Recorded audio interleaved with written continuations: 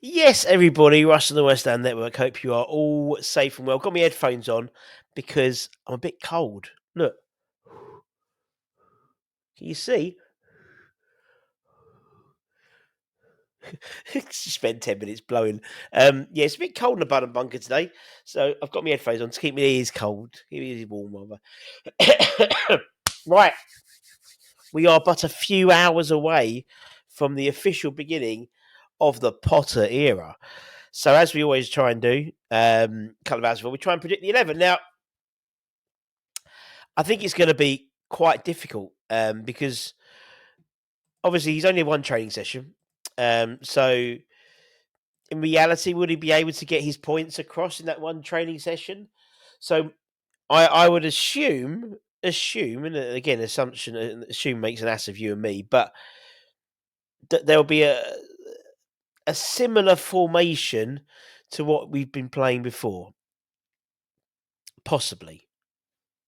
But who knows? Which is quite exciting, isn't it? It is quite exciting. So let's get into it and see if we can come up with something, shall we? So here we go. Now, in terms of injury news, we know that obviously Jared's not going to be available. Probably unlikely to be available until I'd say, I think February time. I think his wife said it on his podcast of his father-in-law. So unlikely to be available. I think Fabianski's back from his protocol. Um, but again, that will be interesting. Jean Claire, we don't know how he is. And also, apparently, there is a late fitness test for Emerson, according to Premier Injuries. But yeah, I think what would this. Uh, where to begin? Right, in goal, I think Areola is going to be um, the choice for Potter anyway. The reason being is, I've been watching a lot of stuff around Graham and how he likes to set up, and it does seem to he wants a ball playing goalkeeper, almost playing as a second centre half in a weird thing. He sort of comes right forward. So Ariola's much better with the ball than Fabianski. No shadow of a doubt about that. Um, assuming, okay, let's assume. Okay, let's start with a back four. So I'm assuming Emerson's going to be back in the side, although we are apparently linked with a move for Ben Chilwell. Aaron Wan-Bissaka, I think he's going to go reasonably strong as possible, because realistically, this is our only thing we've got to look forward to this season now, from a sort of progression, in terms of getting to the latter stages of the FA Cup. Obviously, you play an inform a Villa side who are very strong, and also a Villa side who are going to be celebrating their 150th anniversary tonight. So it's going to be like they've got a new shirt and all that type of stuff. So they're going to be well up for it. Let's see what else we've got. Obviously, we know Bowen's not available. As I said, I think he's going to go reasonably strong. I think he's going to go with Alvarez. I think he's going to go with. I think he'll go with Suchek. I think Suchek will probably eventually be transitioned out of the squad. He's not really a Potter type player, but for a game like this, I think he's Mr. Dependable. You bring him in and you see what he can do. For me, I think he'll give Lucas a run out as number 10 with Kudus on the right, Somerville on the left, and Fulkrug up front. And I genuinely believe this appointment could be the making of Nicholas Fulkrug at West Ham. You see how influential he was for Glenn Murray, for example, the thorn in our side. In fact, he almost got Glenn into the bloody back into England call up. He was so good. And for a Potter side, it does seem that they need a focal point who's not necessarily going to be running behind the back sort of defenders, but very much a target man who can link up play, who can do the knock ons and things like that, which is very much Nicholas's MO. And I think that's why I think there's talk of him going. I can't see him going, in all honesty, because I think he's going to be crucial in these next 6 months for Potter. So that's if he stayed with a 4-2-3-1. What happens if he goes through a back three?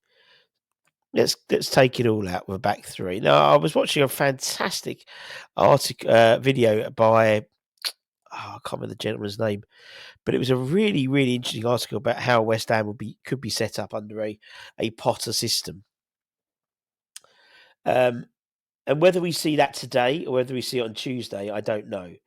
Obviously, you'll have a couple more training sessions before Tuesday to try and start implementing his style.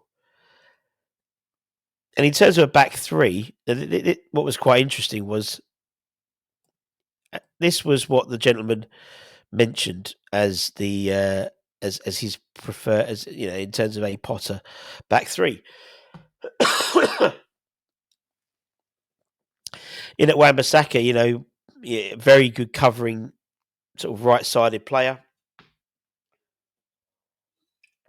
For me, he's not really necessarily a wing back as such, but you could put him wing back.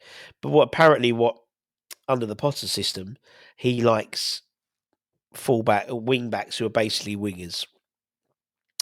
And then there's a double pivot. So he suggested Alvarez and Soler, in that Soler can bring the ball forward if required, which sounds nice. Now, in the actual video, he put Kudus and Paqueta in as sort of the two attacking midfielders. And obviously, at the moment, we haven't really got cover as such for, obviously, Bowens is still injured. So he had Somerville on one side.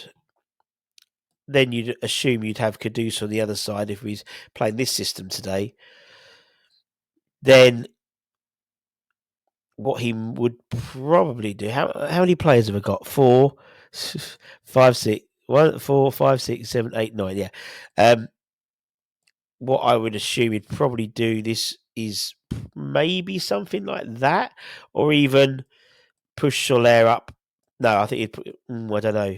I don't know. He could put Souček there, but I think the preference would be to put Soler in that position in order to drop back and get the ball, and then in something like that, which looks really cool. Looks really cool. I mean, what you could do if you wanted to risk it, is do this.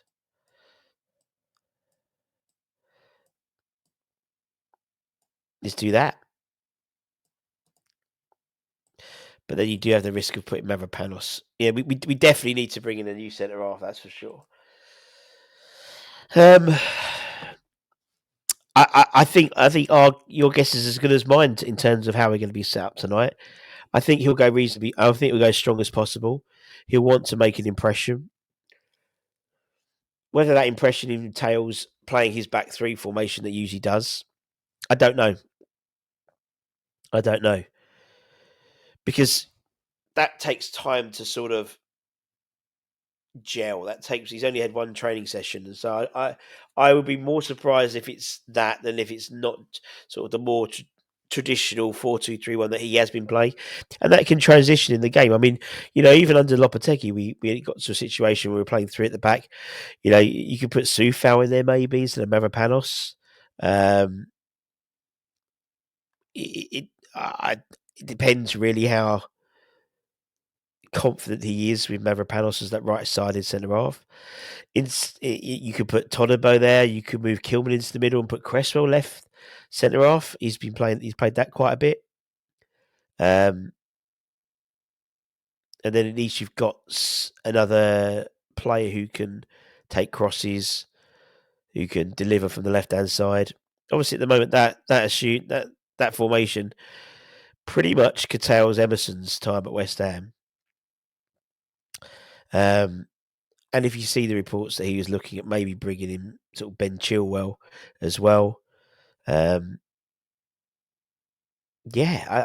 think the next 3 games tonight and the 2 games Tuesday and Saturday next week are going to be fascinating, I think. And then I think after those 3 or 4 games, you'll be able to get some sort of idea of how it's going to work. But then the trouble is, then Bowen might come back from injury, and that will put a spanner in the works again. But I highly doubt you're going to see Kudus playing a left-sided again, which is what we want. That's one of the things he was coming out of his press conference saying, that, you know, players playing in their right positions. And there's no doubt that Kudus has been playing in a false position. You know, in this formation, it means he plays probably the position that we all want to see him play in. And obviously, when Bowen's back, he goes into where Wan-Bissaka, arguably Wan-Bissaka goes back to where Mavropanos is. And could be exciting. Could be exciting. I'm excited. I am excited. You know, a change, what was it? A break is as good as a change, but a change is as good as a break. And you know, I think just by the fact that we've got a new face in the dugout, it's invigorated a fan base which has been pretty much down in their dumps in the last 3 or 4 months, I'd suggest, at least. So it's strange to think we've got this game tonight as well. And fair play, because Potter wanted to get into the dugout as soon as possible. You know, you've seen Everton yesterday. You know, they sacked Deitch on the day of the game, and then had Leighton Baines and what's his face, Seamus Coleman on the sort of, you know, maybe we could have done that. Maybe, you know, maybe a noble Kevin Keane, Mark Robson type setup for one game only. But the decision was made to get him in now. So brilliant. So let's see what happens, mate. Let's see what happens. Keep an eye on the channel for the latest, and we'll see you a little bit later on. Take care. Much love. Bye bye.